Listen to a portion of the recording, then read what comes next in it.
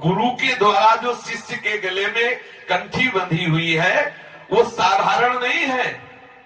आप विश्वास करके गुरु प्रदत्त कंठी को, तुलसी को गले में, लोग सोने की चैन पहनने में गर्व करते हैं और कहते हैं हम जब ऑफिस जाते हैं तो हमें शर्म लगती इसलिए कंठी उतार के रख देते हैं। ये दुर्मति है, ये महत अपराध है।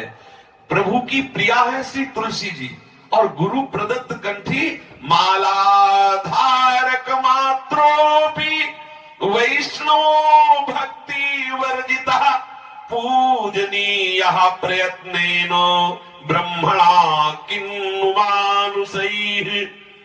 यद्यपि गुरु की शरण में होकर गुरुदेव से कंठी लेकर बांध लिया, पर अभी भक्ति असली नहीं आई उसके हृदय में, तो भी केवल तुलसी की कंठी धारण मात्र से वो वैष्णव हो गया और इतना पूजनीय हो गया कि ब्रह्मा जी भी उसका पूजन करेंगे। मनुष्यों की तो बात ही क्या है। मालाधारक मात्रोपि वैष्णवो भक्ति वर्जिता पूजनीय प्रयत्नेन ब्रह्मणा किन्नु मानुषः। आदर करना चाहिए जिसके गले में कंठी बंधी हो, भले अभी उसके हृदय में भक्ति का प्रादुर्भाव नहीं हुआ, पर वो इतना पावन है कि ब्रह्मा जी भी उसका पूजन करेंगे। मनुष्यों की तो बात ही क्या है। तुलसी काष्ठ जाम मालाम कंठस्थाम बहते तु यह असौचश्चाप्यनाचारो मामे वैति न संशयः। प्रभु कहते हैं कि जो पुरुष तुलसी जी की कंठी धारण करता है, तुलसी काष्ठ से निर्मित माला को कंठ देश में धारण करता है, वो भले नहाए धोए ना, देखो बड़ी महिमा है तुलसी जी की। वो ठीक माना भ्रष्ट आचरण वाला है, लेकिन वो तुलसी के प्रभाव से मुझे प्राप्त होगा, नरक ले जाएगा, इसमें संदेह नहीं। तुलसी काष्ठजाम मालाम कंठस्थाम वहते तो यह असौचश्चाप्यनाचारो, यद्यपि अपवित्र रहता है, अनाचारी है, तो मामे वैति न संशयः, वो निश्चित मुझको प्राप्त होगा, क्योंकि मेरी प्रिया तुलसी को गले में उधारण किए हुए हैं। त्रयो देवास्त्रयो वेदास तिस्रः संध्यास्त्रयोऽग्नयः तुलसी काष्ठ धृक विप्रे सदा कुर्वन्ति मंगलम।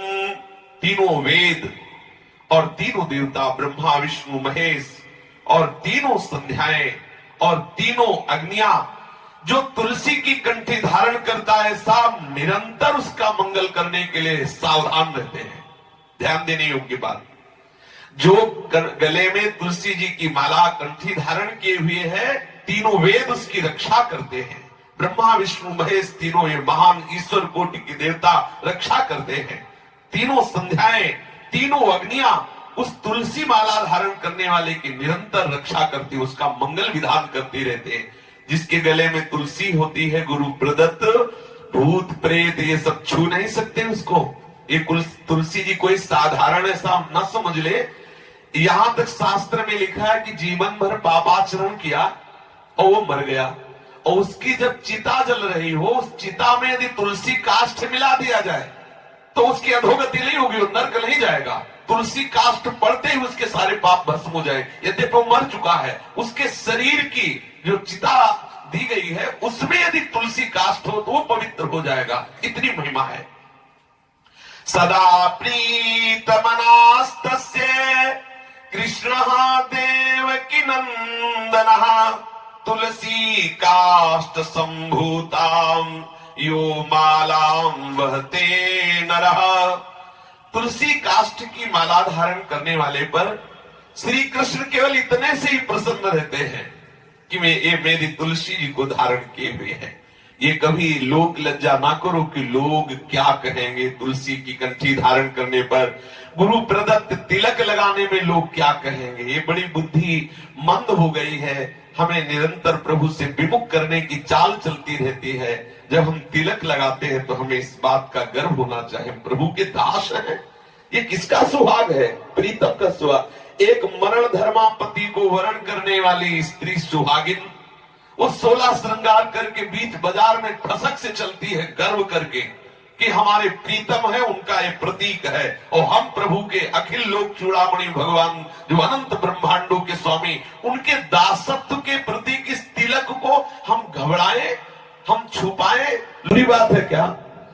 देखो देखो कैसा भगवान का भक्त है। अरे हमारा संबंध प्रभु से करके बोल रहे हैं, हमारे सौभाग्य का विषय है। लेकिन मलिन बुद्धि वो सकुचा जाता है कि तिलक नहीं लगाना, कंठी नहीं बांधना, क्योंकि लोग क्या कहेंगे।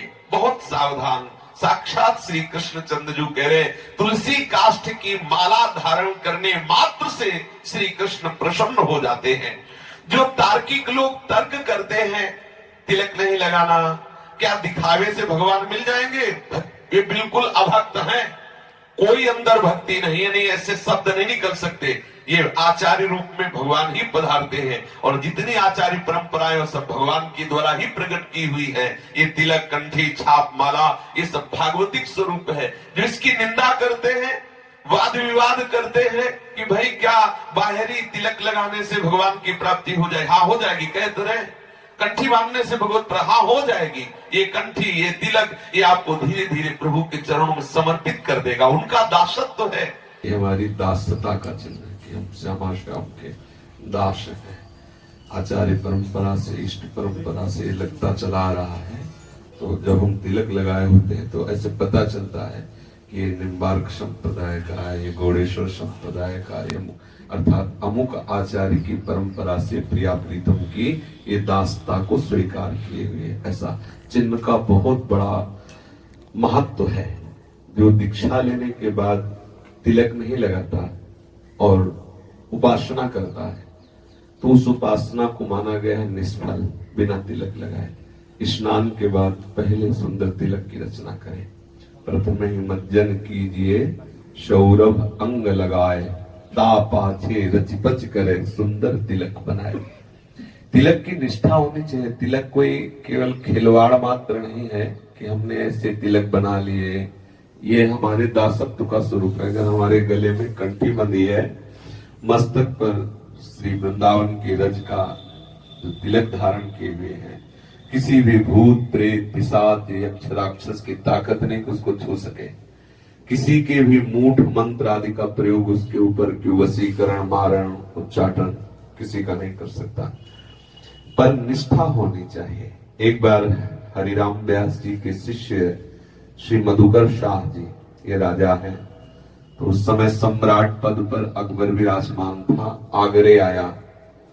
आगरे में उसने देखा बहुत से जो राजपूत राजा जन हैं तिलक लगाए हुए, क्योंकि ब्रज क्षेत्र से सब जुड़े हुए थे। गले में कंठी, मस्तक पे तिलक। तो उस समय किसी महापुरुष का उससे सानिध्य प्राप्त अकबर को नहीं हुआ था। तो उसके हृदय में आया कि ये सब तिलक विलक क्या धारण करना। उसने फरमान जारी कर दिया कि कल से सभा में कोई भी तिलक लगा कर नहीं आएगा। यदि तिलक लगा के आया तो गरम लोहे से उसका मस्तक दाग दिया जाएगा। मधुकर शाह जी ने सुना, घर आए, विचार किया कि अखिल लोक ब्रह्मांड के साहब की दासता का चिन्ह एक मुल्क का बादशाह मिटा दे, ऐसा नहीं हो सकता। जो साधारण भक्त थे उन्होंने सोचा कोई तिल का ही लगाने से थोड़ी भक्ति होती, 2-4 दिन नहीं लगाएंगे, जब ये आगरे से चला जाएगा तो फिर लगा लिया करेंगे। लेकिन मधुकर शाह ने विचार किया कि प्रभु की दासता का चिन्ह गुरुदेव के द्वारा दिया हुआ है, मेरा गला कट जाए तभी ये बंद हो सकता है, अन्यथा नहीं। तो वैसे वो बगल बंडी पहन के जाते थे और उस दिन केवल नीचे धोती पहनी, ऊपर का वस्त्र उतार दिया और 12 तिलक लगाए। 12 तिलक बड़े हुए लगा के सभा में पहुंचे। अकबर ने देखा। अकबर ने कहा, तुमने हमारा फरमान नहीं सुना? हमने कहा था कि जो तिलक लगा के आएगा तो गरम लोहे से उसका मस्तक दाग दिया जाएगा। बोले, सुना। तुम अब हमारी बात सुन लो। तुम एक मुल्क के बादशाह हो, अनंत ब्रह्मांडों के बादशाह का दासत्व का चिन्ह है। और तलवार खींच ली और कहा, किसी में ताकत हो तो इसे मिटा के दिखा दे।